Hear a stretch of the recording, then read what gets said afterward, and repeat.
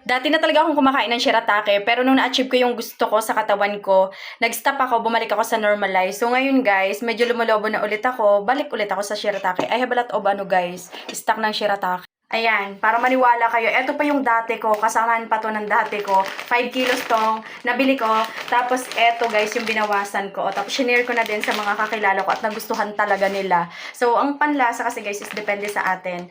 Gustuhan guys, kasi ito ay Japan rice, ayan, tsaka organic siya. Sa mga gustong mahilig kumain ng rice at hindi nyo talaga mapigilan, kumain kayo ng shiratake. Rich in fiber, zero fat, pwede siya sa mga diabetic, ganon. Ayan, kahit anong ulam pwede. Ulam ko ngayon is itlog na maalat. Ayan o. Ang sarap nito be as in, amoy pandan yung kanin. Kabisado ko na kasi yan. Tapos, rich in fiber, mabilis makabusog at matagal makagutom. Kain tayo. Ito ulam to ng anak ko. Akin na lang. Ang sarap. Malinamnam siya. Parang walang pinagkaiba sa kanin natin. Basta ang sarap. Mabilis makabusog, matagal makagutom. Siyempre, pwede sa may mga diabetic. Yan.